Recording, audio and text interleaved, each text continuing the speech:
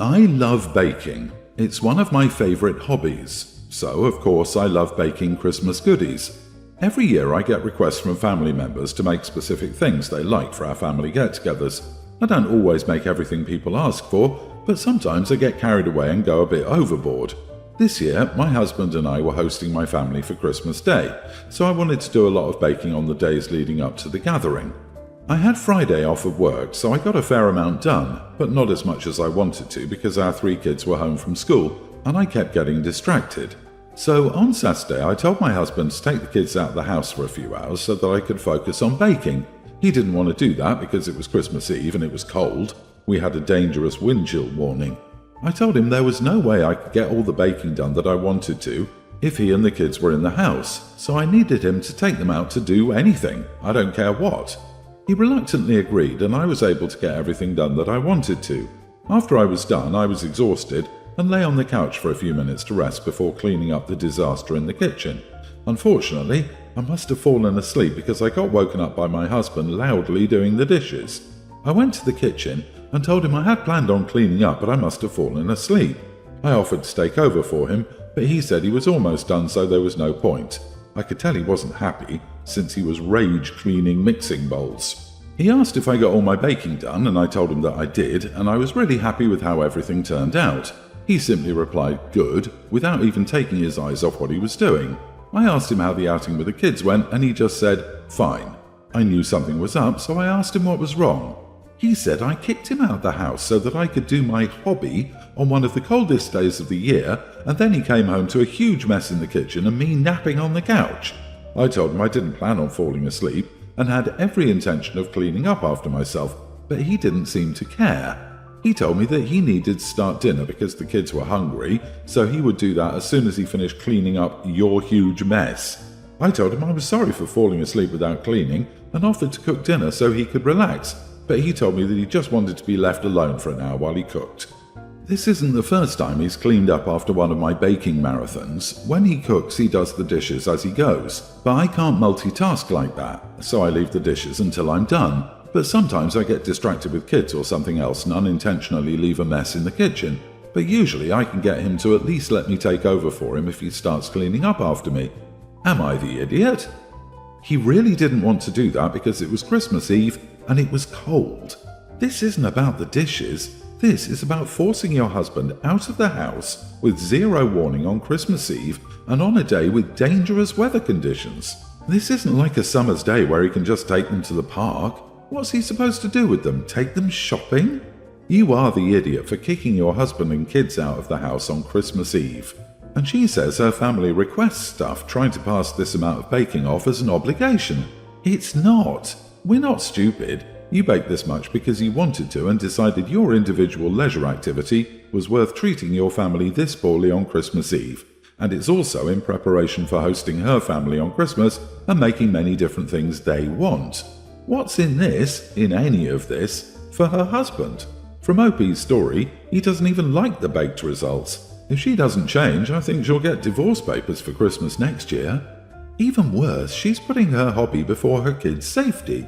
The husband was worried about taking the kids out, so the fact that OP didn't care is heartbreaking. If OP couldn't possibly bake without the kids around, then she shouldn't have baked. You are a mom first. In your husband's shoes, I'd feel disrespected and hurt because you're basically showing him that your hubby and kids matter less to you than your hobby does. You need to change, and quickly. I, 32 male, was recently bestowed an inheritance of close to $50,000 by my late grandfather, 91 male. The reason I received the inheritance according to the will is that I was the only person in his life who would make a point of visiting him at his nursing home. His wife and friends were all long deceased and my parents lived in a different country than him. I would visit 1 or 2 times a month to check in on him, play cards, bring him on walks, etc. The main reason for these visits was that my grandfather was always there to listen and talk with me when I was at the lowest point in my life after getting home from deployment. We were both combat veterans, so he understood me on a level other people couldn't. Here's where the problem lies. My grandfather held a lot of extreme viewpoints that I disagreed with, specifically against the LGBTQ+ community. I resented my grandpa for these views and called him out whenever he would say something inappropriate. I was very close to ending the visits because of these views, but decided against it for reasons discussed prior. My sister, 28, is happily married to a woman, 31, and therefore obviously cut off contact with my grandfather. My sister and I have a very good relationship in general, but we would frequently fight over my continued relationship with my grandpa. So when he passed away and left me the money, I didn't think there would be any argument over it, as my sister wanted nothing to do with him, understandably so. However, when she found out about it, she demanded that she should receive half of the money. I was shocked and basically told her no way, as she was not the one who'd been visiting and providing care for him for the last 5 years. My sister was visibly angry, and we haven't been on speaking terms since. This has left me wondering whether I am the idiot, as my sister was a victim of my grandfather's bigotry. However, I don't think half the money is a reasonable request. Am I the idiot? Not the idiot, tale as old as time. There is no family bond stronger than a need for inheritance. She decided to go no contact with him, justified because of his views, and going no contact means you want nothing to do with that person. It's simple as that. You don't get to want their money or get their money after they die. She didn't want anything to do with Grandpa, and that's what she'll receive. Nothing. Everyone's the idiot here. On the one hand, it was your grandfather's decision and you can honour it. On the other hand, if you uphold his cutting off your sister, you're upholding the same bigotry he supported that drove her away. Self-respect says that's inappropriate, as you say. Honestly, I would share at least a fifth or a quarter with her. You'll probably lose a relationship with your sister if you share nothing. Is that a consequence you're okay with? Yes, you are the idiot. Your grandpa was an idiot jerk who expected to have the younger generation kiss up when he insulted and disrespected her. You were the golden grandchild and now reap the benefits from the fact that she was a target rather than because of your own action. You can't control that any more than you can change the type of person your grandfather was. But keeping the inheritance will mean that you will always appear to have supported your grandfather's awful views, especially when it was beneficial to you. The sister is the one who cut all ties. Why does she think she can have half? If OP gives half, she may want more. Will she suddenly love Grandpa or appreciate him? No, she just wants easy money. OP isn't responsible for any of the grandfather's viewpoints, nor for compensating anyone on his behalf. Stop trying to push this nonsense. My brother is 13 years older than me, and I've known my whole life, all 19 years, that he would have preferred to remain an only child. We're not close. He has never had time for me, never wanted me in his life or to be in mine. When he moved out, he stayed distant from me. He'd speak to our parents and visit them, but it was like I wasn't there. Over the years, I got used to it. When I was 12, our parents asked him if he would let me stay for a weekend because they were attending an adult-only wedding. He said no, but he didn't just say no, he was clear that he would never want that kind of contact with me. They argued back then over it, not sure how bad it got, but they never asked again and nothing changed between him and me. It always stood out to me that he was almost disgusted to be asked and by the idea that he would need to spend some time with me. He never showed up to my birthdays or got me anything for Christmas or my birthday. My parents were bothered, but always told me once we were both grown, our relationship would be more equal and could grow. They wanted to believe that more than they actually did. My brother has been with the same woman for like 8 years. I've met her a grand total of 2 times. Now they're engaged and everyone is all excited. His fiancée came over while I was at my parents' house for Christmas and asked me to be her bridesmaid. She brought up how they needed to include me since all of her siblings were bridesmaids and groomsmen. I asked if that was the only reason and she went silent because, she was asking a stranger for the sake of appearances. So I told her it was nice to offer and all, but I couldn't accept and wouldn't attend the wedding. She freaked out, went crazy about how my lack of attendance will overshadow the day, and sometimes you go for family, even if you're not close to or know the family because family is important. I had to leave my parents' house because they were also unhappy when they heard I was planning on not going. They told me he was my brother and I should be at his wedding even if I was not a bridesmaid. Am I the idiot? Not the idiot. Weddings are for family and friends. If it's such an issue for your brother's fiancée, and if she keeps freaking out at you and everyone about it, tell her that. And your brother has never seen you as, let alone treated you as, family or friend. It should not be on you, ever, to be the one to have to play nice. He never made an effort. And if you don't care to do so, you are under no obligation to try. He gets to reap what he sowed. I'm sorry your parents are so deep in denial over his idiot behavior. You very literally owe him nothing. Although you're giving him the gift he always wanted, acting like he doesn't have a sister, it's probably worth it.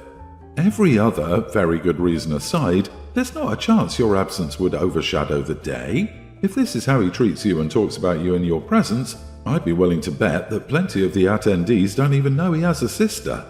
I would have asked the fiancée whether she had cleared this idea with her future husband, because it seems to be clear that he would probably be against inviting OP at all, not just as a bridesmaid. Instead, she seemingly went behind her future husband's back, trying to poke her nose into another family's relationship for the sake of keeping appearances. OP, you have every right to turn down the invitation. My husband's daughter, 21, moved in with us after she turned 18 because she hated her mom's boyfriend.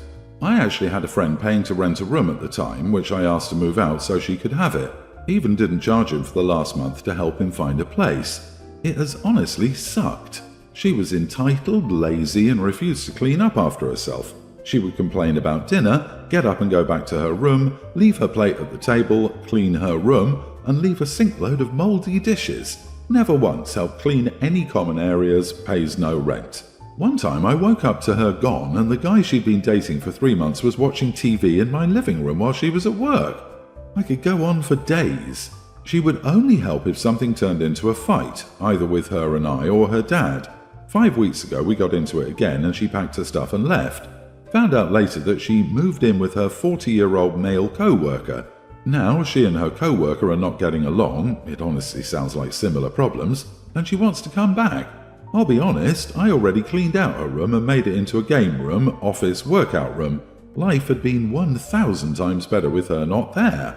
She comes over and visits regularly. That started not long after she left. She got nicer and told us how mean her roommate was. This guy has a married couple and child living with him too, and her dad still takes her out for dinner and things like that. So it's not a no-contact situation.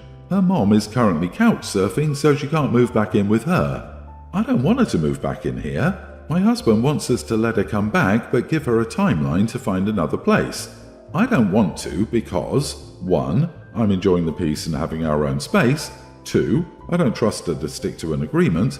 3. She had bad-mouthed a ton of people and she and her friends called me step monster, so I'm not inclined to help her. Edit, to be clear, she is safe where she is, she's just not getting along with them, unhappy and broke. The house we currently live in was mine pre-marriage and was part of a prenuptial agreement. Of course I consider his feelings, but at the end of the day, it is my call. Not the idiot. This girl sounds like a nightmare. She's 21, time to grow up. She didn't run away, she chose to leave because it was easier at the time than respecting you or your property. It would be naive to think it will magically be different next time just because she's desperate. Obviously, your husband gets a say in this too, but your concerns are valid. She has a job. She can feed herself and find another shared housing situation. If you and your husband agree, you could pay a set monthly amount toward one of your stepdaughter's bills. For instance, pay $100 a month to her landlord to help her with rent costs.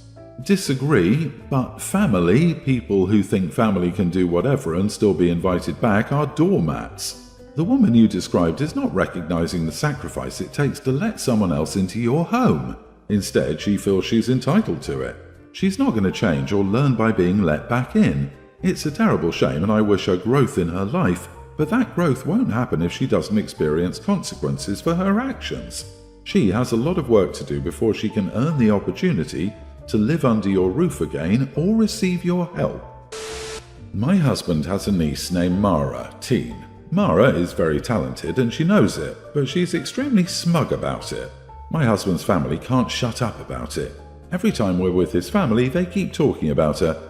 Did you hear Mara has started playing the violin as well? Or Mara learned another language. She can speak 4 languages now. Isn't that awesome? Like, okay, I get it, she is talented, but we're hearing about it all the time and it's exhausting. On Christmas Day, everyone was talking, and of course, everyone started to talk about Mara's baseball team winning a game and how amazing Mara was in that game. I thought it was unfair to the rest of the kids, so I changed the conversation. I told them that my daughter had shown a lot of interest in chemistry lately, and her teacher thinks she's really good at it. They all said some things like, well done, really good, and then went back to Mara. Finally, I couldn't take it anymore. I told them they need to stop talking about Mara for a second and think about the other kids as well, and Mara is not as amazing and special as they think. My sister-in-law called me an idiot, and my husband thinks I shouldn't have said that, but I couldn't just sit there and say nothing. Am I the idiot? Oh geez, I'm feeling some actual second-hand embarrassment for you. You are the idiot for saying it in front of Mara. There was a way to discreetly mention this to other family members without putting Mara down.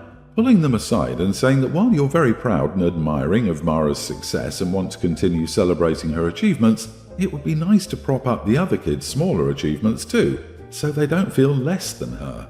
I have a feeling other kids means her kids. This has nothing to do with fairness, it's about her own ego and internal competitiveness. Poor Mara is just out there being fabulous, and probably just generally more interesting because it sounds like she's older. Hope he outwardly stated her jealousy of an actual child, all while insulting her to her face. Real gross coming from an adult in the room.